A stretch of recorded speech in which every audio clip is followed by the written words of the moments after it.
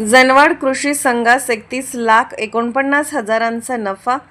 जनवाड विविधोद्देश प्राथमिक ग्रामीण कृषी संघाची 98वी वार्षिक सर्वसाधारण सभा खेळीमेळीत पार पडली।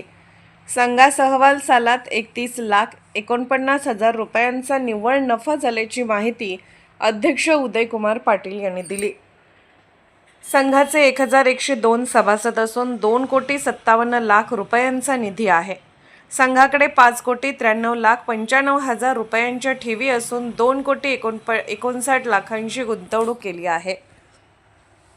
968 सभासदांना 10,91,47,000 रुपयांचे कर्ज वितरण करण्यात आले आहे।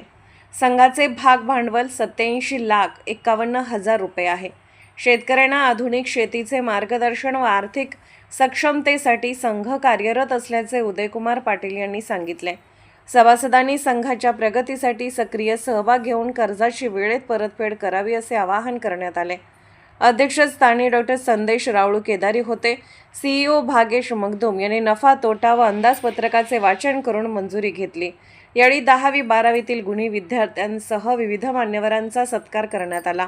हलशुगर संचालक रामगोंडा पाटील, सनातन मगदूम, निंगाप्पा मुधाळे, ज्योतिबा मोकाशी, BM खाडगे, संजय सौंदलगे, डॉक्टर रमेश चौगले, रामचंद्र मोकाशी, पिरगोंडा मगदूम, संजय जांगडे, सुभाष पाटील, श्रीकांत मडिवाळ, अनगवडा पाटील, अनिल जांगडे, चंद्रकांत सदलगे, यासिन नदाब, कालीचरण पांडव, विद्या मगदूम, लक्ष्मी पाटील यांच्यासह सभासद व मान्यवर उपस्थित होते।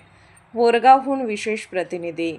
अशाच अपडेट्ससाठी SP न्यूज चॅनलला लाईक करा, शेअर करा आणि सबस्क्राईब करा।